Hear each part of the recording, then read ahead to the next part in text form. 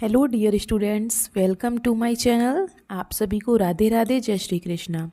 तो जैसा कि आप सभी जानते हैं, हमारी नवोदय विद्यालय की क्लासेस चल रही हैं एंट्रेंस एग्ज़ाम की। तो उसमें आज है हमारी क्लास नंबर 5 और आज का जो हमारा टॉपिक है उसका नाम है fractional numbers and its operations, भिन्नात्मक संख्याएं और उनकी सक्रियाएं। तो एकदम आसान भाषा में पूरा कंसेप्ट मैं आपको समझाऊंगी। आपकी जो क्लास नंबर 5 है इसमें पूरा कंसेप्ट रहेगा और क्लास नंबर 6 में हमारे कुछ PYQ रहेंगे। ठीक है, तो चलिए बिना देर करते हुए चलते हैं हम अपनी क्लास की तरफ, समझ लेते हैं इन सबको। तो हम थोड़ा जल्दी जल्दी समझाएंगे। ठीक है, फ्रैक्शंस मोस्टली सबको पता होता है भिन्न क्या होता है, ये मैं आपको पहले भी बता चुकी हूँ। इसको हम P/Q के रूप में लिखते हैं। ठीक है, तो पढ़ लेते हैं। जब किसी संख्या, मात्रा या वस्तु को बराबर भागों में बांटा जाता है तो उन बराबर भागों में से एक या अधिक भाग को भिन्न कहते हैं। इंग्लिश में हम दोनों भाषाओं में अपनी क्लासेस करते हैं, तो ये हिंदी में डेफिनेशन है, परिभाषा, और ये इंग्लिश में। ठीक है, when a number, quantity or object is divided into equal parts, one or more of those equal parts is called a fraction. हर भिन्न के दो भाग होते हैं। Every fraction has two parts. ठीक है, every fraction has two part. हर भिन्न के दो भाग होते हैं, जैसा कि अभी मैंने बताया P/Q या X/Y। तो ऊपर वाले को हम हिंदी में अंश कहते हैं और नीचे वाले को हर कहते हैं। ठीक है, ऊपर की संख्या और नीचे की संख्या अंश बटे हर। इंग्लिश में हम इन्हें कहते हैं न्यूमेरेटर और डिनोमिनेटर। ठीक है, इस भिन्न को इस प्रकार लिख सकते हैं हम, a fraction is written as. हर तरीके से मैंने आपको लिख दिया है, आप पढ़ के भी खुद से समझ जाओगे।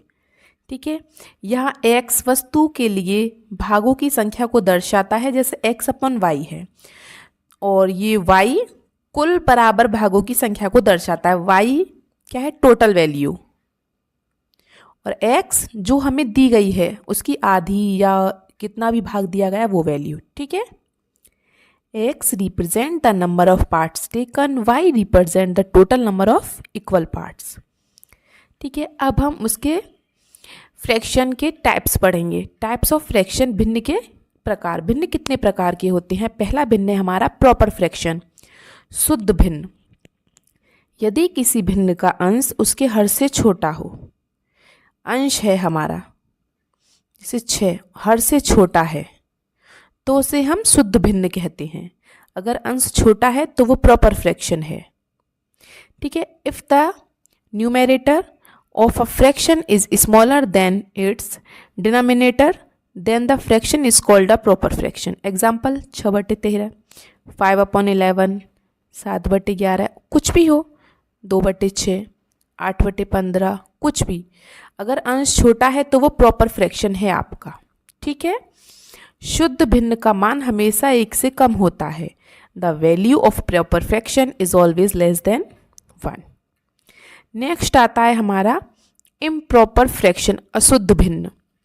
जिस भिन्न में अंश हर के बराबर हो या उससे बड़ा हो उसे हम क्या कहते हैं? अशुद्ध भिन्न। जैसे 12/5। इस बार क्या है हमारा, जो हर है वो छोटा है, डिनोमिनेटर हमारा छोटा है, तो वो क्या है? हमारा इम्प्रॉपर फ्रैक्शन है। ठीक है, a fraction in which the numerator is equal to or greater than the denominator is called an improper fraction. Examples आपके सामने हैं, 12/5 है, या आप बोल सकते हो 18/7, 22/2, 11/3।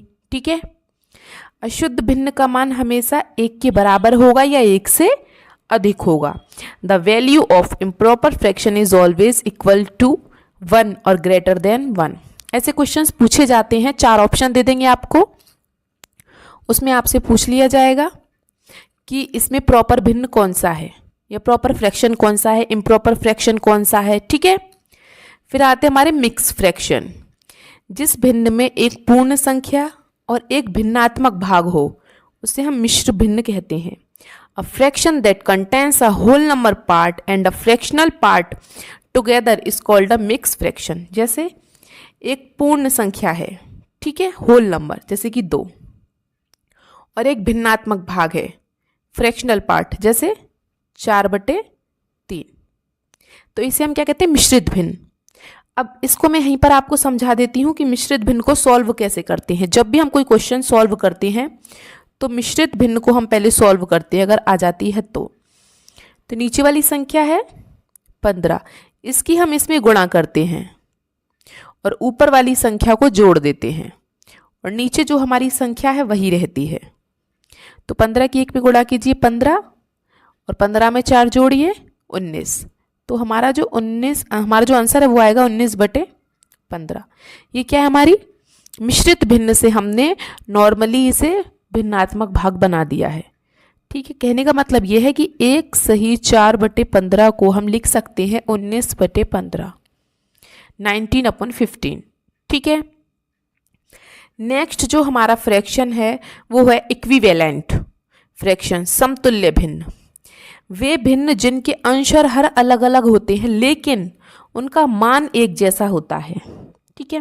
Fractions that have different numerator and denominator but represent the same value are called equivalent fraction. जैसे यहाँ पे आपको दिखाई दे रहा है, ये 2 एग्जाम्पल हैं हमारे पास, 2/3 और 6/9 और 12/18 ये भी है। क्या ये तीनों बराबर हैं? हाँ। क्यों? क्योंकि हम इन्हें डिवाइड कर सकते हैं, 3 2 जा 6 और 3 3 जा 9, तो ये भी 2/3 हो गया 2/3, इसको ये 6 2 जा 12 और 6 3 जा 18, तो ये भी 2/3 हो गया। तो मतलब ये 2/3, ये भी 2/3 हो गया, ये भी 2/3 हो गया, तो इन्हें हम क्या कहते हैं, इक्विवेलेंट फ्रैक्शंस। नेक्स्ट आता है हमारा रेसिप्रोकल फ्रैक्शन, व्युत्क्रम भिन्न, अपोजिट, जिनको बदल दिया जाता है ऊपर नीचे। जब किसी भिन्न के अंश और हर को आपस में बदल दिया जाता है तो नई भिन्न को व्युत्क्रम भिन्न कहते हैं। When the numerator and denominator of a fractions are interchanged, the new fraction is called a reciprocal fraction. Example, आपके सामने है 4/5। मैं आपको बोलती हूँ कि 4/5 का रेसिप्रोकल कर दीजिए, व्युत्क्रम भिन्न में बना दीजिए इसे, तो आप क्या करोगे, 5/4, ये हो गया। इसे हम क्या कहते हैं, व्युत्क्रम भिन्न। तो ऐसे छोटे छोटे क्वेश्चंस आते हैं। ये डेफिनेशन मैंने आपको यूं ही नहीं करवाई है, 5 डेफिनेशन में से 5 क्वेश्चन आ जाएंगे। नेक्स्ट, अगर एलसीएम निकालना हो फ्रैक्शंस का, तो आप जो आपके न्यूमेरेटर हैं, अंश हैं, उनका हम एलसीएम करेंगे, और जो हर हैं आपके डिनोमिनेटर, उनका हम एचसीएफ निकालेंगे। अगर एचसीएफ पूछे फ्रैक्शंस का, तो पहले हम ऊपर एचसीएफ करेंगे न्यूमेरेटर का और एलसीएम करेंगे डिनोमिनेटर का, ठीक है। जो चीज़ पूछता है उसे हम ऊपर लेंगे एलसीएम, एचसीएफ पूछता है तो एचसीएफ ऊपर लेंगे, ठीक है। ये तो फॉर्मूले टाइप के थे।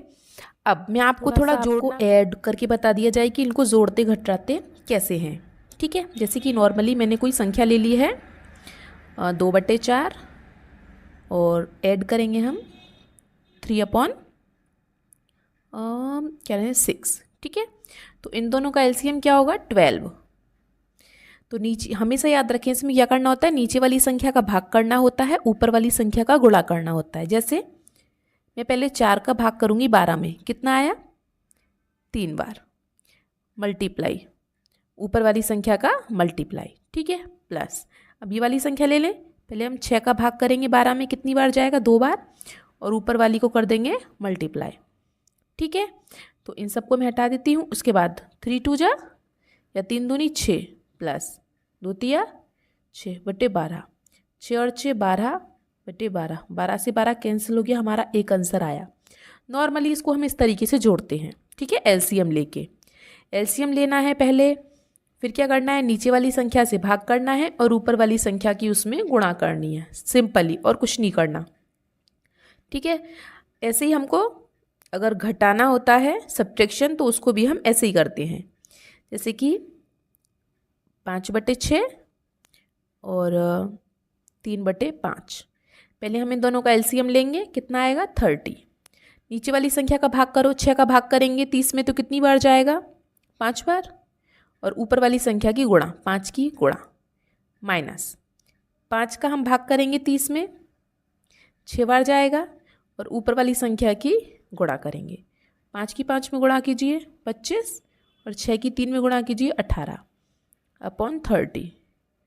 अब 25 में से 18 घटा दीजिए, कितना बचेगा, 7/30, 7/30, 7/30। ठीक है, सिंपल ही क्वेश्चन है, कोई हार्ड नहीं है बिल्कुल भी। फिर थोड़ा सा हम मल्टीप्लाई भी कर लेते हैं, जैसे मैंने आपको 2 डिजिट दे दी, 2/3 मल्टीप्लाई 6/4। तो मल्टीप्लाई में क्या करते हैं, ऊपर ऊपर की गुणा, नीचे नीचे की गुणा नॉर्मली। ठीक है, तो 2 की 6 में गुणा करो 12, और 3 की 4 में गुणा करो 12, 12 से 12 कैंसिल, एक आंसर आ गया। या कोई और नंबर ले लो, 5/6 और 2/3। ठीक है, ऊपर ऊपर की गुणा करो, 5 दूनी 10, नीचे नीचे की करो 6 18। अगर ये संख्याएं किसी से कट रही हैं तो काट दो, जैसे 2 के पहाड़े में आती हैं दोनों, 2 पंजे 10 और 2 से 6 बार, तो हमारा आंसर क्या आ जाएगा, 5/6 या 5/6। ठीक है, इसी तरीके से आपका डिवाइड भी होता है फ्रैक्शंस में। तो जैसे फ्रैक्शंस में हम कुछ डिवाइड कर लें, 2/3 डिवाइडेड 4/2। ठीक है, डिवाइडेशन में हमारा क्या होता है, डिवीज़न में जब भी यहाँ डिवाइड आता है तो हम ऐसे भाग तो नहीं कर पाएंगे, लेकिन इसका एक तरीका होता है करने का, कि जो हमारी पहली वाली संख्या है ये तो ऐसी की एज इट इज़ लिख देंगे हम। यहाँ पे हम भाग की जगह पे गुणा का निशान लगाएंगे। गुणा का निशान क्यों लगाएंगे वो भी बताती हूँ। इसकी जो अगली वाली संख्या है नेक्स्ट, उसको हम उल्टा कर देते हैं, रेसिप्रोकल। ठीक है, इसलिए यहाँ हम गुणा का निशान लगाते हैं। तो 4/2 की जगह मैं क्या करूँगी, 2/4। तो ये नॉर्मली आपकी गुणा हो गई। इन्हें आप चाहें तो गुणा कर सकते हैं, 2 2 जा 4 और 3 4 जा 12। कट भी कर सकते हैं, 4 1 जा 4, 4 3 जा 12, तो 1/3 आपका आंसर आ गया। ठीक है, नॉर्मली आपको ऐड भी बता दिया मैंने, सब्ट्रैक्शन, डिवीज़न और मल्टीप्लाई सब बता दिया। सारे नॉर्मली क्वेश्चन आते हैं, और जो आपको 5 डेफिनेशन करवाई हैं उनमें से भी क्वेश्चंस आते हैं।